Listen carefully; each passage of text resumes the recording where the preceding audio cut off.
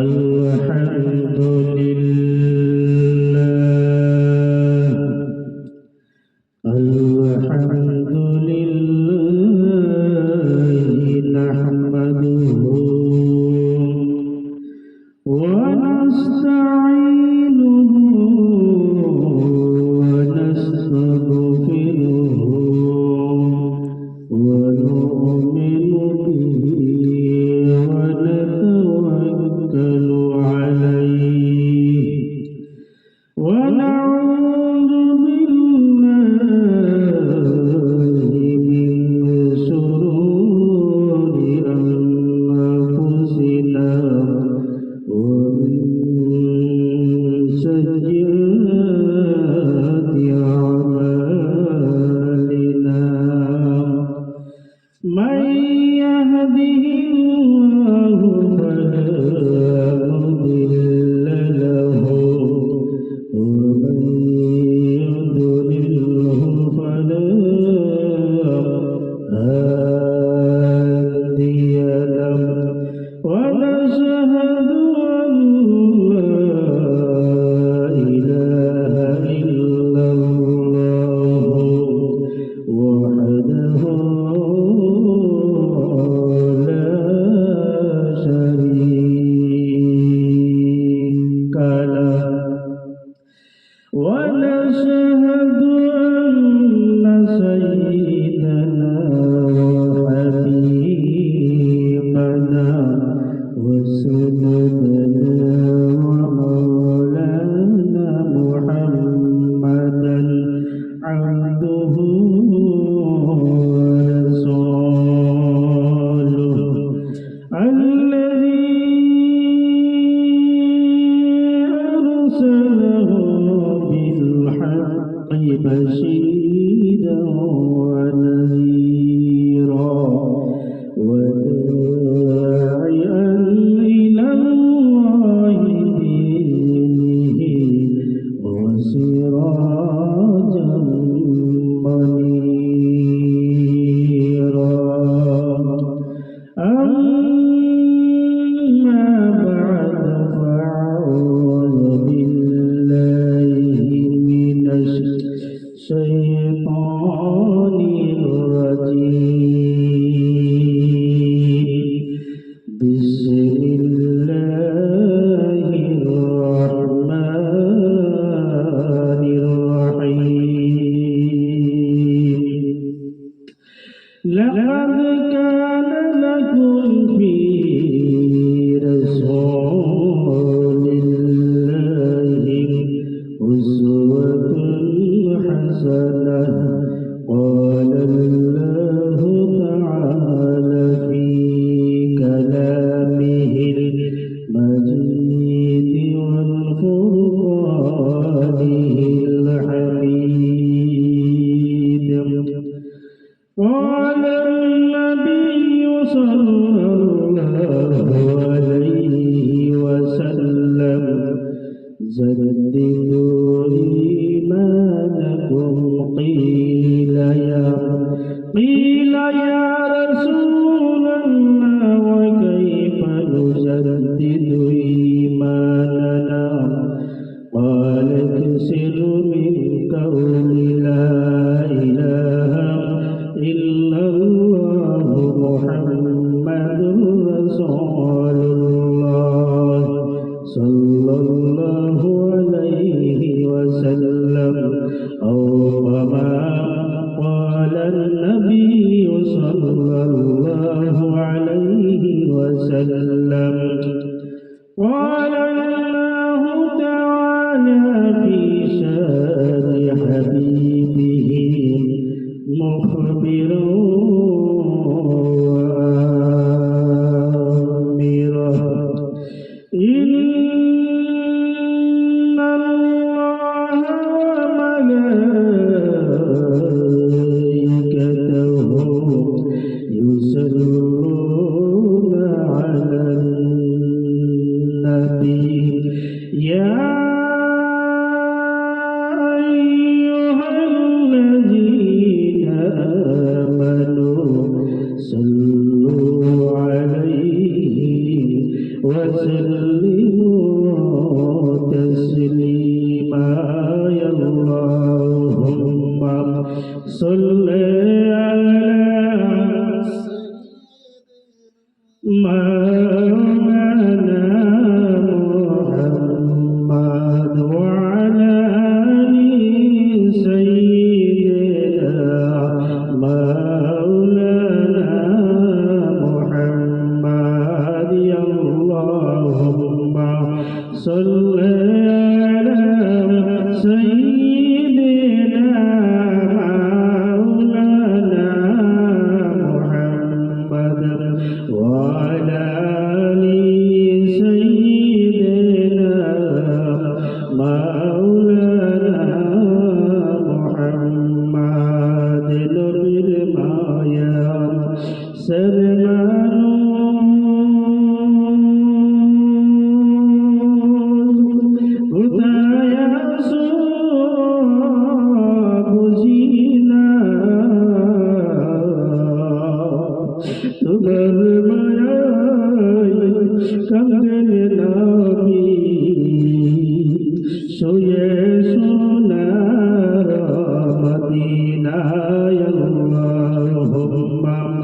صل على سيدنا مولانا محمد وعلى آل سيدنا مولانا محمد بلغ العلا بكماله كشف الدجى بجماله حسنت جميع خصاله صلوا عليه وآله উপস্থিত আজকের জলসার মাননীয় সালাম ধন্যবাদ আদরের আমার সভাপতি সাহেব এবং মঞ্চবিষ্ট ওলামায়ে কিরামগণ এবং আমার সম্মুখে বসে থাকা আমার বরিশাল বাবার বরিশাল স্কুল কলেজের ছাত্র বন্ধুরা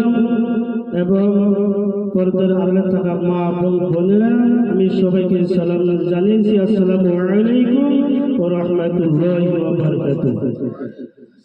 আমরা সর্বপ্রথম সে আল্লাহর প্রশংসা করব যে আল্লাহ আমাদেরকে দুইটা চক্ষু দিয়েছেন। যার চক্ষু নাই সে জানে চক্ষুর কত মজা। যার দুটা চক্ষু অন্ধ সে নিজেই জানে যদি দুটা চক্ষু থাকতো সে কত খুশি হয়ে যাইত।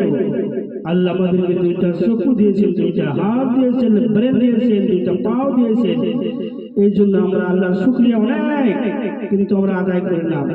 আমরা এই জন্য খুব প্রাণ ভরে সে আল্লাহর আমরা প্রশংসা করবো। সবাই বলে নিই আলহামদুলিল্লাহ। আর একবার আমরা বলে নিই আলহামদুলিল্লাহ। আর আমরা এমন একজন নবীর উম্মত, সমস্ত নবীদের সর্দার। যদি আমাদের নবী না আসতো দুনিয়া এবং আখিরাত কোনো কিছুই সৃষ্টি করতেন না। সে নবী সমস্ত নবীদের সর্দার। আমরা সে নবীর উম্মত হয়েছি। আমাদের নবীর উম্মত হওয়ার জন্য আগের নবীরা দরখাস্ত করেছিল। অনেক নবী দরখাস্ত করেছিল, আল্লাহ আমাদেরকে কেন নবী বানিয়ে আসো? যদি আখিরি নবীর উম্মত বানাইতেন আমি কত যে খুশি হয়ে যাইতাম। নবীরাই বলেছে, নবীরা উম্মত হওয়ার জন্য তারা আশা পোষণ করেছিল, আশা করেছিল, দরখাস্ত করেছিল, কিন্তু আমরা বিনা দরখাস্ত আমরা সেই নবীর উম্মত হয়েছি। এই জন্য আমরা নবীর প্রতি বুক প্রাণ ভরে একবার বলে নেই সাল্লাল্লাহু আলাইহি ওয়াসাল্লাম। আর একবার বলে নেই সাল্লাল্লাহু আলাইহি ওয়াসাল্লাম। আজকে আমার আলোচনা হলো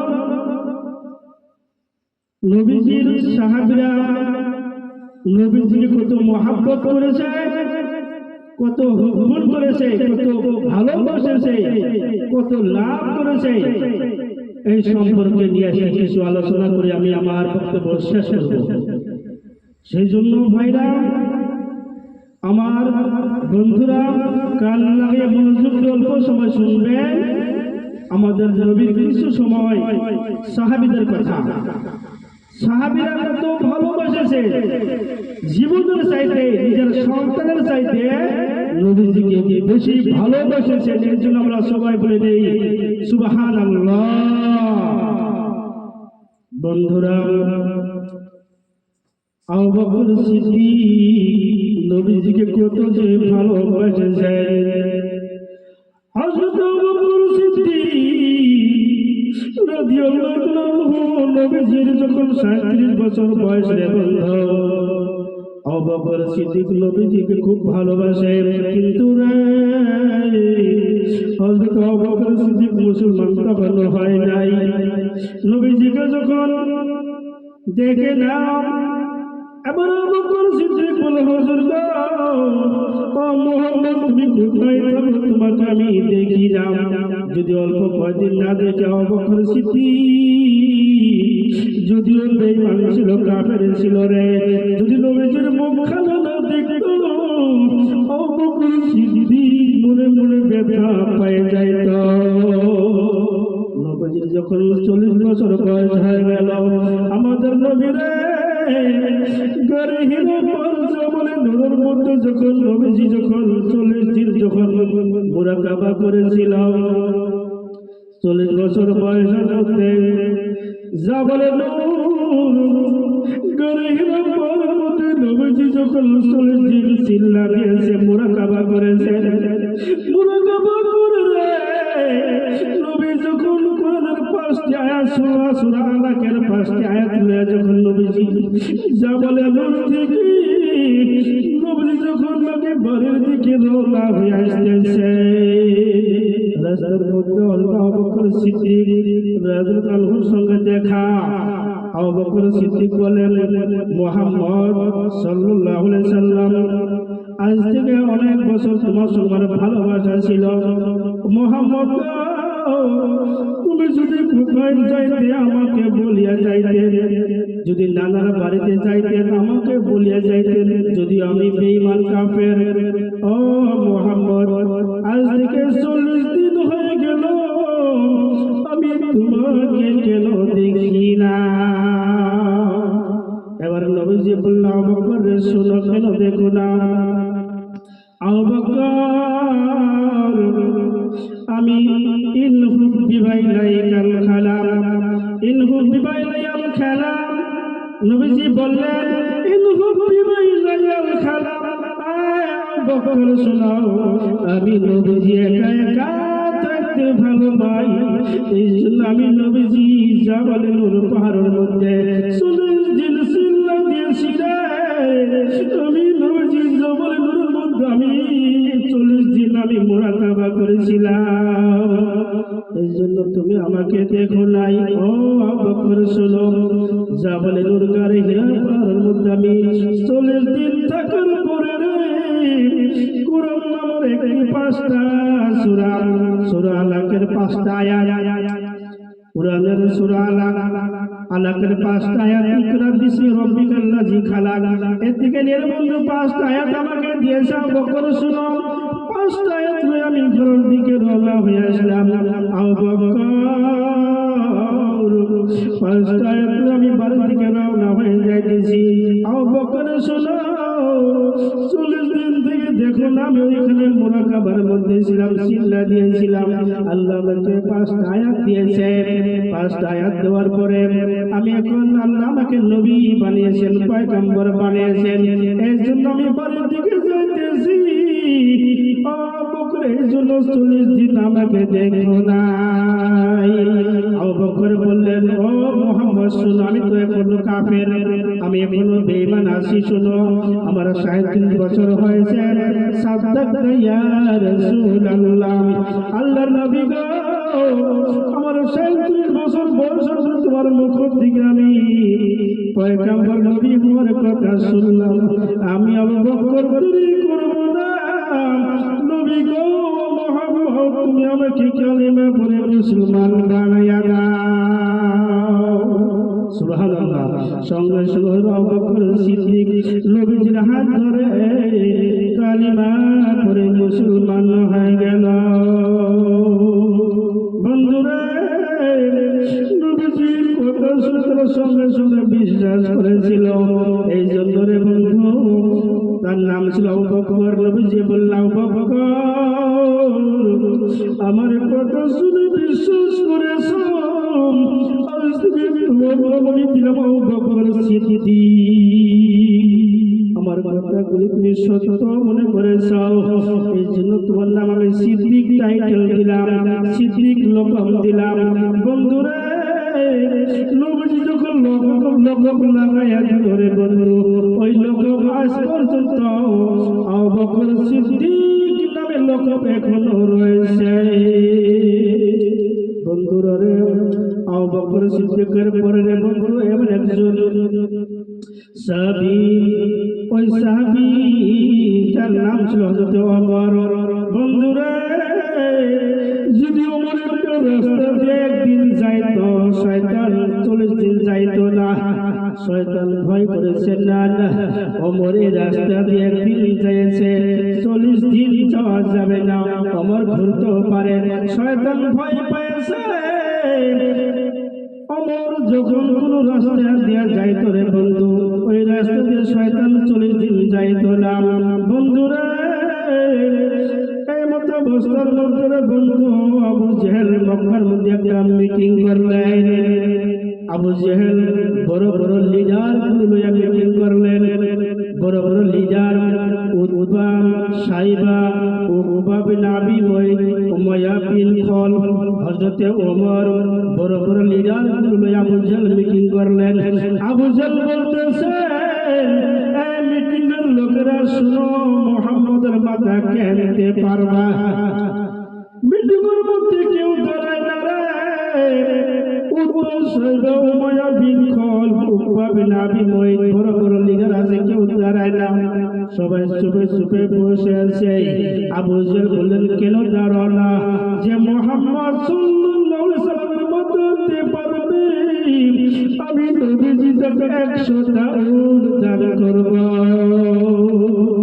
আবু জেহেল কি বললেন? 100টা উট দান করব। 2 নম্বর, যে নবীজির মাথা আনতে পারবো তাকে 100টা ঘোড়া দান করব। 3 নম্বর বললেন, যে নবীজির মাথা আনবে তাকে 100টা সোনার মুদ্রা দান করব। যখন এই কথা ওমর শুনলেন, ওমর দাঁড়িয়ে গেল। হুজুর গো, আবু জেহেলকে ওমর ফারুক হুজুর বললেন। ওই সময় ওমর ফারুক 26 বছর বয়স ছিল রে বন্ধু, মুসলমান হয় নাই। ওমর ফারুক দাঁড়িয়ে গেল, ও হুজুর আবু জেহেল, যাও যাও, আমি মুহাম্মদের মাথা রেখে যাব।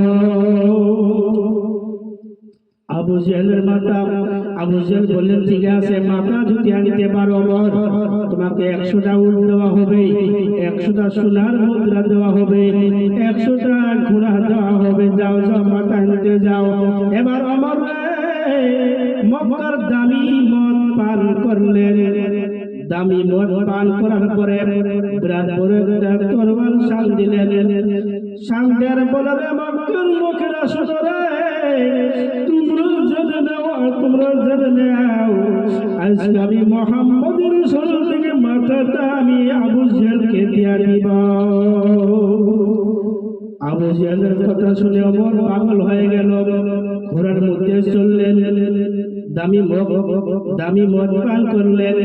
ঘোড়ার মধ্যে চড়ে তরবাল ঘুরাইতেছেন, বলতেছেন, মক্কার লোকেরা শোনাও, তোমরা আজকে সাবধান হয়ে যাও রে, আমি ওমর আজকে বাহির হয়ে গেলাম, মুহাম্মদের মাথা আনবো, নবীজির মাথা আনবো, আবু জেহেলকে আমি দান করবো। আবু জেহেল আমাকে 100টা উট দিবে, 100টা সোনার মুদ্রা দিবে, 100টা ঘোড়া দিবে। এই জন্য রে মক্কার লোকেরা সাবধান হয়ে যাও, নবীজির মাথা এখন আমি আবু জেহেলকে দিব। এবারে বন্ধু ওমর ফারুক তরবাল ঘুরাইতেছে আর আস্তে আস্তে করে যাইতেছে। রাস্তার মধ্যে ওমরের বন্ধু ছিল নাইম বিন আব্দুল্লাহ। নাইম বিন আব্দুল্লাহ বলেন, ও ওমর, তুমি কই যাও? ওমর বলে, আর নাইম বন্ধু রে, আজকে কথা একবার ইসলাম। নাইম বলে, বন্ধু, আজকে তোমার শরীরটা লাল হয়ে গেছে, তুমি রাগান্বিত হয়েছো কি জন্য? ওমর বললেন নাইম রা করিস না, কথা বলিস না, আজকে মুহাম্মদের মাথায় আমি আবু জাহেলের কাছ থেকে আমি 3টা পুরস্কার নিব। এবার তার বন্ধু নাইম বললেন আয় ওমর, মুহাম্মদের মাথা আনবা না, না না না, আনতে পারবা না, তোমার বোন ফাতিমা বিনতে খাত্তাব আর তোমার বোন সাইদ বিন যায়েদ ইতিমধ্যে মুসলমান হয়েছে, তোমার ফ্যামিলিকে তুমি আগে বাঁচাও, তারপরে ওর দিকে বাঁচাও। যখন নাইম এই কথা বললেন ওমর, তোমার বোন বউলাই মুসলমান হয়ে গেছে, তোমার বোনের খবর নাই, মুহাম্মদের মাথা আনতে কেন যাবা? ওমর বললেন না না না রে, আমার বোন বউলাই কখনো মুসলমান হতে পারে না। নাইম বললেন না না, কেন বলতেছ? ঘরের মধ্যে যাও। ওমর ফারুক ঘরের ভিতরে আস্তে আস্তে ঘরের নিকটে গেল, কানটা লাগাইয়া দিল। তারপর ফাতিমা বিনতে খাত্তাব তার বউলাই সাইদ বিন যায়েদ রে ঘরের ভিতরে বন্ধু কুরআন শরীফ সূরা তোহা পাঠ করতেছে। ওমর ফারুক যখন কানটা লাগাইয়া দিল, লাগানোর সঙ্গে সঙ্গে রে ওমর ফারুক বলতেছে যেন আমার দিলটা কুরআন টানতেছে চুম্বকের মতো। এবার বন্ধু ওমর ফারুক বিরাট বড় তরোয়াল ঘুরায় রে, ও আমার বন্ধু দরজা খুলে দাও, দেরি করো না, আমি এখন ঘরের ভিতরে যাব, আমি কুরআনটা শুনবো। বোন বলে না রে ভাই, তুমি যে রাস্তা দিয়ে যাও সে রাস্তার মধ্যে 40 দিন শয়তান যায় না, তোমার রাগ ভালো না, তুমি আমাদেরকে জবাই করবে। বন্ধুরে ওই ঘরের ভিতরে বড়াই গেলে বন্ধু একটা হুজুর কোরআন শিক্ষা দিয়েছিল, অমরের ভাই হুজুরটা চোখের তলে পলায় গিয়েছিল। হুজুরটা বলেছে আজকে কাম সারা, ওমর ফারুক আসেছে, বড়াইকে জবাই করবে, আমি হুজুরকে জবাই করবে। আদি ছেলেকে ওই হুজুরটা ঘরে একটি আলোর মধ্যে পলায় গেছে, আর মনে মনে ভাবতেছে আজকে শেষ, আজকে আমাদেরকে 3 জনকে ওমর ফারুকের 3 জনকে জবাই করে দিবে। ওমর ফারুক বললেন ও ফাতিমা দরজা খুলে দাও, দরজা খুলে দাও, ঘরের ভিতরে আমি ঢুক করে বলবো। যখন এই কথা বললেন বোন দরজা খুলে না না ভাই, দরজা খোলা যাবে না, তুমি যদি ঘরের ভিতরে আসো আমাদেরকে তুমি খতম করিয়া দিবে। ওমর বলতেছেন না না, খতম করবো না, কুরআন আমার দিলটা চুম্বকের মতো টানতেছে, আমি কখন কুরআনটা পড়বো আর শুনবো, মনটা চাই। বলবো না না, দরজা খোলা যাবে না। ওমর বলে কেন খুলবি না? দরজা খুলো, দরজা খুলো। ওমর ফারুকের কথা শুনে দরজা খুলে না, ভয় করে কাঁপতেছে, 3 জন কাঁপতেছে ঘরের ভিতরে। এমন অবস্থার মধ্যে ওমর ফারুক লাঠি মারে রে, দরজা ভাঙে ঘরের ভিতরে প্রবেশ করলেন। ঘরের ভিতরে প্রবেশ করলে বন্ধু বনাইকে ঘরের ভিতরে মারপিট করা আরম্ভ করলেন, কেন দরজা খোলস নাই? মারতে মারতে মারতে মারতে হাতে ছেলেকে বনাইকে একবারে জ্ঞানহীন করে দিয়েছেন, মরার মতো হয়ে গেছে। ফাতিমা সাইদ স্বামী স্ত্রী মরার মতো হয়েছে। ওমর বললেন কি করলাম রে, নিজের বোনকে আমি কেন মারপিট করে করে মুখ দিয়া কান দিয়ে রক্ত বাইর করে দিলাম। ওমর যখন হুঁশ হয়ে গেছে এবার নিজে পানি নিয়ে আসলেন, বোনের মাথার মধ্যে পানি দেয় হুঁশ করলেন। ও বোন কেন দরজা খুলো নাই? বোন বলে ভাইরে ভয় লাগে। বোন বুঝো নাই, যখন কালটা আমি ঘরের মধ্যে লাগিয়ে দিয়েছি আমার দিলটা কুরআন টানে ছিল, আমি তোমাদেরকে মারতাম না, দরজা খুলে দেরি করার জন্য তোমাকে মারেছি। সুবহানাল্লাহ, দরজা খুলতে দেরি, তোমরা কি জন্য দরজা খুলে দাও নাই, আমি এর জন্য মারলাম। বলে তোমরা এক কাম করো, কোরআনটা আমার কাছে দাও। তখন বোন বললেন, না ভাই, ওমর ভাই, তোমাকে কুরআন দেওয়া যাবে না। ওমর বলেন, কেন যাবে না? ফাতেমা বিন খাত্তাব বলেন, ভাই রে, এমন একটি কিতাব হুজুর ছাড়া বুলান যায় না, বাইরে গোসল ছাড়া বুলান যায় না। সঙ্গে সঙ্গে ওমর ফারুক গোসল করলেন, ওযু করলেন, বললেন, বন্ধুরে, কুরআনটা আমার হাতে তুলে দাও, আমি এখন পড়িয়ে নিব। তারপর বললেন, ভাই রে, গোসল করেছ, আর একটা বাকি আছে, কালিমা পড়ো নাই, কালিমা পড়ে তোমার কুরআনটা বুলানো যাবে না। এবারে বন্ধু ওমর ফারুক বললেন, ও বোন, কালেমা পড়তে গেলে নবীর কাছে আমাকে নিয়ে যাও। বন্ধুরে, মক্কার মধ্যে যখন এলান হয়ে গেছিল মুহাম্মদের মাথা এই জন্য নবীজিকে 38 জন সাহাবী ঘিরে করে রেখেছিল। 38 জন 38 সাহাবী, মুসলমান সাহাবী নবীজি ঘিরে করে রেখেছে, যাতে ওমর ফারুক মাথা আনতে না পারে। তারা ডিউটি করেছিল 38 জন সাহাবী। যখন ওমর ফারুক বর্ণাকে নিয়ে নবীর কাছে যাইতেছেন, গেটের মধ্যে আমির হামজা বলতেছেন, ও ওমর ফারুক, আয় আয়, নবীজিকে তুমি মাথা আনতে এসেছো, আবু জাহেলের কাছ থেকে হুকুম লইয়া তুমি আসো। ওমর বলতেছেন, না, যদিও এলান হয়ে গেছিল আমির হামজা, আমাকে তুই মারিস না, কিছু করবো না, নবীজির কাছে আমাকে যাইতে দাও, তোরা দেরি করিস না। নবীজি বললেন, সাহাবারা, তোমরা চিন্তা করলে, আজ থেকে 3 দিন থেকে আমি দোয়া করতেছি, বিছানার মধ্যে পিঠ লাগাই না, আমি নবীজিরে 3 দিন থেকে আমি বিছানার মধ্যে পিঠ লাগাই না, আমি 2 জনের জন্য দোয়া করি। একটা হলো আবু জাহেল ইবনে হিশাম, আর একটা হলো ওমর বিন খাত্তাব। আল্লাহকে বলে, আল্লাহ, 2 জনের একজনকে মুসলমান আল্লাহ তুমি বানাইয়া দাও, আল্লাহ গো, আমার ইসলামের শক্তিশালী বানাইয়া দাও। সাহাবীরা রে, আজ থেকে 3 দিন থেকে আমি নাকি দোয়া করেছিলাম, আল্লাহ আমার দোয়া কবুল করেছে, আমার চোখের পানি আল্লাহ দেখে দেখে দোয়া কবুল করেছে। সাহাবীরা, আমার ওমর ফারুককে আসতে দাও, আমার ওমর ফারুকের কপালের মধ্যে নূরের চমকি জ্বলতেছে, তোমরা দেরি করো না, ওমর ফারুককে ঘরের ভিতরে আসতে দাও। ওমর ফারুক বলতেছেন, ও সাহাবীরা, 38 জন সাহাবী তোমরা ঘিরে করে রেখেছো, আমার ভয়ে, না না না না, আমি মাথা আলাদা করবো না, আমি ঘরের ভিতরে যাইতে দেরি, পাও ধরতে দেরি, কালিমা পড়তে রে, আমি ওমর ফারুক কালিমা পড়তে দেরি করবো না। নবীজির কথা শুনে আমির হামজা গেট খুলে দিলেন। ওমর ফারুক আস্তে আস্তে আস্তে আস্তে করে ঘরের ভিতরে ঢুকলেন। ঢোকার পরে নবীজির পাও ধরে কালেমা পড়লেন, মুসলমান হয়ে গেলেন। সুবহানাল্লাহ। বন্ধুরা, সাহাবীরা কত নবীজিকে ভালো পাইছে।